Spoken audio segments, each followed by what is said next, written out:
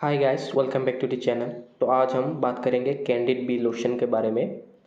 तो Candid B lotion एक anti fungal lotion है और जो कि एक एंटी डैंड्रफ लोशन की तरह भी काम करता है। कैंडिड बी लोशन जैसा कि आप देख सकते हैं एक broad spectrum anti mycotic, anti inflammatory and anti pruritic lotion है। इसका जो मेन कॉम्पोजिशन है वो है क्लोट्रिमाजोल एंड बेक्लोमेथासोन।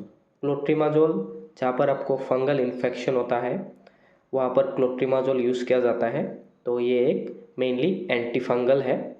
और बेक्लोमेथासोन एक स्टेरॉयड है और जो प्रिवेंट करता है इन्फ्लामेशन को, और क्लोट्रिमाजोल का वर्क स्पीड अप करता है।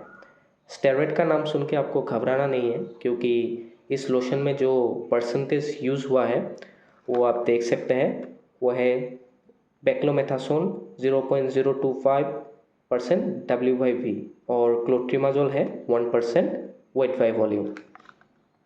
इसका मेन यूज़ है जो स्कैल्प में आपको डैंड्रफ होता है और उसमें ये यूज़ किया जाता है। और इसके अदर यूजेस है, एक एंटी फंगल, जो हमें फंगल इन्फेक्शन होते हैं वहाँ पर एंटी फंगल का काम करता है।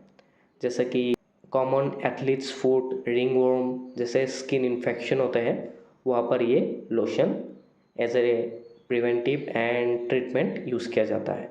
तो Candid B lotion mainly scalp में जो डैंड्रफ हमारा रहता है या फिर जमा होता है, या फिर आप कुछ दिन लगाते हैं तो कुछ शैम्पूस यूज़ करते हैं तो कुछ दिनों में तो डैंड्रफ नहीं आता है लेकिन बाद में फिर आता है, उस केस में कैंडिड बी लोशन या फिर इस कंपोजिशन का सेम लोशन भी आप यूज़ कर सकते हैं। तो ये सब लोशन यूज़ किया जाता है।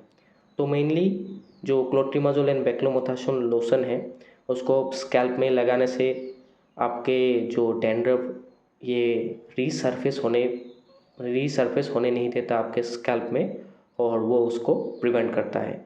तो लगभग 1 से 2 हफ्ते के यूज़ में आपके सारे डैंड्रफ मतलब चले जाते हैं। कैंडिड बी लोशन एक कॉमन ब्रांड नेम है और इसका जो सेम आपको अलग कंपनी का भी मिलता है वो है क्लोट्रिप सी लोशन या फिर ट्राइडिप बी लोशन। तो ये सेम कॉम्पोजिशन आपको अलग अलग कंपनी का भी आपको मिलता है, लेकिन ये कैंडिड बी लोशन जो कि ग्लेनमार्क का है, ये सबसे पॉपुलर और सबसे ज़्यादा यूज़ किया जाने वाला लोशन है। और इसका आप देख सकते हैं ये 30 ml के पैकिंग में आता है और इसका जो MRP है वो है 210 रुपये। तो ये 30 ml के पैक में थोड़ा सा इसका MRP ज़्यादा है। अगर आपको थोड़ा कम रेट में या फिर कम दाम में MRP में अगर दूसरा भी सेम कंपोजिशन का भी मिले तो आप मेडिकल स्टोर से वो भी ले सकते हैं। तो गाइस चलिए अब बात करते हैं इसके साइड इफ़ेक्ट्स की। तो इसका सीरियस साइड इफ़ेक्ट्स तो रेयर है, लेकिन कॉमन साइड इफ़ेक्ट्स है redness, etching and burning sensation at the application site, जहाँ पर आपको ये लोशन लगाने के बाद जलन महसूस हो सकता है, रेडनेस हो सकती है, मतलब बर्निंग सेंसेशन और इचिंग भी हो सकती है।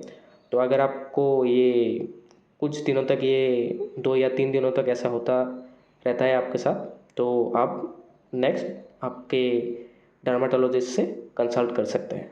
ये मेडिसिन यूज़ करने से पहले आप डॉक्टर की सलाह ज़रूर लें।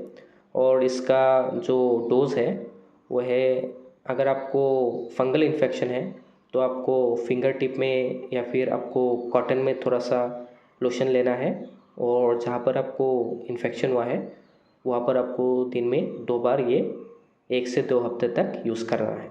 अगर आपको डैंड्रफ की प्रॉब्लम है तो आपको ये हफ्ते में 2 या 3 बार यूज़ करना है। तो आप अपने फिंगर में भी थोड़ा थोड़ा ये लोशन लेके आपके स्कैल्प में अच्छे से मसाज कर सकते हैं 2 से 5 मिनट, और लगभग आधा घंटा या 45 मिनट्स के बाद आपको पानी से धो लेना है। आप इसको हफ्ते में 2 या 3 बार डैंड्रफ की प्रॉब्लम के जो रिगार्डिंग आप 2 से 3 बार यूज़ कर सकते हैं। तो गैस ये था आज का वीडियो, आपको कैसा लगा आप कमेंट में ज़रूर बताइए, और किस बारे में आप वीडियो देखना चाहते हैं, किस मेडिसिन के ऊपर अगर आप कुछ वीडियो या फिर इन्फॉर्मेशन चाहते हैं तो आप कमेंट कीजिए। Thank you.